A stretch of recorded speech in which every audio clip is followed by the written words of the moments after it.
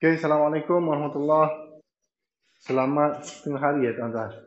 Sekarang ni dah jam pukul 12.30. Saya baru start nak buat kerja. Saya baru sampai sini. Sebab pagi tadi saya ada hal sikit. Okey, untuk pagi ni saya akan buat ding. Ding daripada DB box ke chamber. Chamber yang root saya pacak dapat 9 ohm dan 8 ohm. Kita akan pasang ding. Hari ni saya akan beli kabel ding je. Okey, kabel ding ni tuan-tuan. Saya pakai minima 10mm. Mega kabel 10mm. Boleh nampak fokus dia. Okey, minima. Kita kena tahu minima kabel untuk ding 10mm. ST pun dah tetapkan dah. Dia tak boleh nak pakai orang lain, dia kena pakai ST. Sebab ST yang tetapkan pendawaian domestik untuk di Malaysia ni. Jadi kena follow dia. Nak tanam berapa root, nak tanam berapa ohm tu terpulang. Kalau mengikut yang terbaru 500 ohm, kalau buku edisi 2008 dulu 10 ohm. Mana-mana nak ikut tak ada masalah. Tapi untuk spek kabel bagi pembumian dia tak berubah. Dia pakai minima 10 mm. Kena ingat tuan-tuan, pakai 10 mm ni banyak kelebihan dia. Banyak kelebihan dari segi kebocoran arus nak hantar ke bumi. Dia banyak. Jika sesetengah pengguna ni dia fikir benda tu tak ada kaitan. Maksudnya kalau pakai 2.5 ni tak ada masalah. Salah, itu salah. Gini. Ini 2.5. Kalau pakai 2.5 untuk ding, salah. Memang cukup salah. Ada orang bagi tahu saya rumah dia dah berbelas-belas tahun, 20 tahun pakai 2.5, tak ada masalah lagi. Tak ada masalah lagi tuan-tuan. InsyaAllah sampai satu masa dia akan ada masalah. Dia contoh macam hisap okok je lah. Contoh macam orang hisap okok. Dia ada ke dia hisap okok tu terus mati? Tak. Tapi jangka hayat yang lama, jangka masa lama, pasti akan sakit. Itu je lah. Ding pun sama juga. Dia berkaitan dengan dia nak menampung voltage bocor. Senang saya bagi tahu macam tu je lah. Nak bagi tahu bahasa buku saya pun tak ingat juga. Sebab dia melibatkan kebocoran arus ataupun overload. Bila overload yang nak menampung arus overload tu kabel bumi lah. Sebab tu spek-spek dia kena follow. Untuk soket plug 2.5, lampu 1.5, apa lagi? Aircon water heater kena pakai 4mm. Jadi untuk ding kena pakai minima 10mm, tuan-tuan. ST dah bagus dah. Dah bagus dah ST ni. Daripada 10 ohm dia turunkan lagi 500 ohm. Maksudnya kontraktor tak payah nak sakit kepala dah tanam root. Yang mana nak 500 ohm, 500 ohm. Yang nak 10 ohm, bayar kos 10 ohm. Itu je. Tapi untuk lay kabel ding daripada DB box ke chamber, mesti minima 10mm. Dia tak boleh kurang. Minima. Bila maksud minima, hanya setakat 10mm ke atas yang dibenarkan. Dia separuh daripada kabel servis. Tak silap saya lah. Itu cara pengiraan dia. Ada orang nak pakai 16, lagi bagus. Ada orang bajet lebih nak pakai 25mm, lagi tepat. Lagi bagus. Bila pakai untuk ding 10mm minima, kalau ada sub-dB pun mesti kena lay kabel 10mm. Itu cara yang betul, tuan-tuan. Jadi hari ni kerja saya nak lay kabel ni. Mega kabel harga dia dah dekat 500. Mega kabel harga dia mahal. Untuk 10mm. Jadi tuan-tuan, kalau tak mampu untuk tanam root mendapat bacaan bawah 10 ohm, sekurang-kurangnya untuk kabel ni tuan-tuan pakai follow spec terus, senang. Di satu masa kalau nak upgrade ding untuk dapat 10 ohm, kabel tak payah kacau dah. Kita tak perlu nak ganggu, tak perlu nak atas. Hanya perlu usik pada root je. Kita tukar root lain, tanam, masukkan 10 ohm. Itu je. Saya fikir macam tu tuan-tuan. Kalau anda buat pendawaian dengan saya, waranti yang saya bagi high quality 1 tahun, medium quality 6 bulan, low quality 3 bulan. Anda mesti kena follow spek yang saya bagi. Yang pertama, ding mesti kena 10 ohm, wajib. Kontraktor yang nak ambil saya buat rumah macam rumah ni, dia ambil bawah 10 ohm, baru saya buat.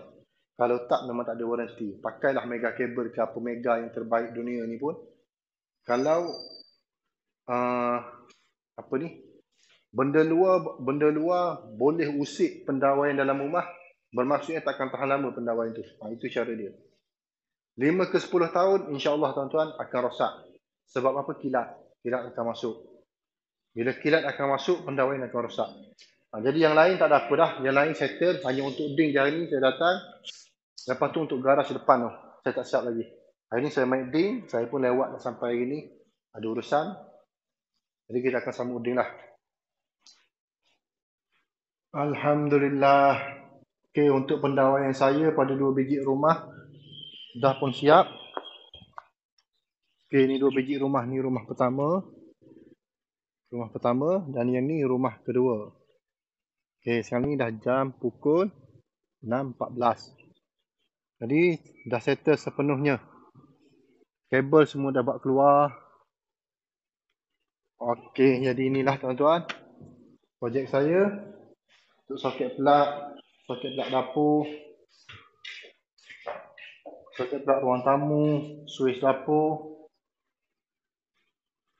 soket plug untuk TV, DB box, master bedroom. Okey, dah ada soket plug dengan switch lampu tandas, soket plug. Untuk bilik nombor 2 dah settle lah. Soket plug dengan switch lampu kipas. Okey, tandas. Yang ni kabel bumi. Okey, ni kabel bumi tuan-tuan. 10mm kita pakai. 10mm pada DB. Okey, jom kita tengok chamber dia pula. Okey, ni chamber. Pipe hanya luar je. Sebab yang ni dia lupa nak hacking daripada atas. Okey, ni kita tengok dalam ni. Dalam ni dah siap tape. Setiap projek saya akan tape tuan-tuan. Dan untuk yang tepi ni nanti akan konkrit balik sebab dia akan pakai mozaik. Okey, kita akan tengok rumah nombor 2 pula. Okey, rumah nombor 2 lampu luar. Dah keluar kabel. Ni dapur. Okey, dapur yang ni soket plug.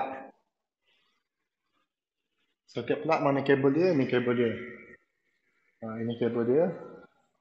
Tu switch lampu dapur. Yang ni soket plug dapur. Okey, yang ni untuk soket plug ruang tamu. Yang ni lampu tandas. Lepas tu bilik nombor 2. Okay, bilik nombor 2 soket plug, switch lampu kipas kita dah buat keluar. Okey, ni kabel untuk kipas. Ni untuk kipas. Kita buat keluar awal. Ada yang boleh buat keluar, ada yang tak boleh buat keluar sebab ada besi kat tengah tu. Okey, yang ni switch lampu master bedroom. Yang ni switch tandas. Dan yang ni soket plug. Okey. Okey, ni bilik nombor 3. Soket plug, switch lampu. Dan yang ni kipas. Okey, ni DB box. Tempat DB box. Yang ni kabel ding 10mm kita pakai. Nak tahu betul ke tak betul, kita akan tengok dekat chamber. Yang ni 10mm. Susah pula nak zoom pun. Telefon. Nak pakai telefon mahal lah pula. Apa yang tuan-tuan lah. Okey. 10mm Yang DB box. Dan yang ni dekat garaj. Dekat garaj, last sekali kita akan pakai fleksibel warna hitam. Okay, fleksibel ni tahan. Semua dah buat keluar. Untuk garaj.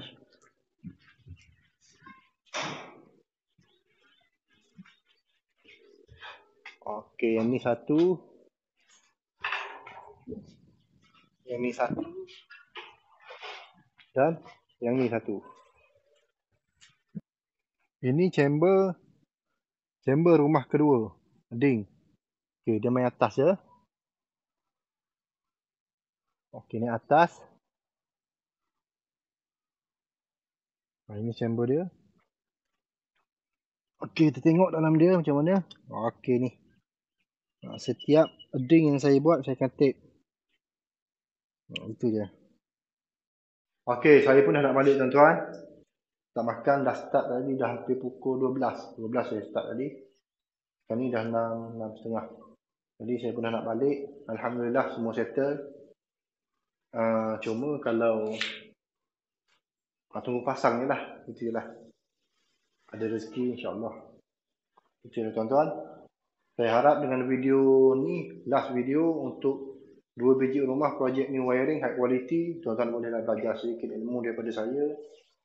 Saya bukanlah orang yang banyak sangat ilmu pasal elektrik.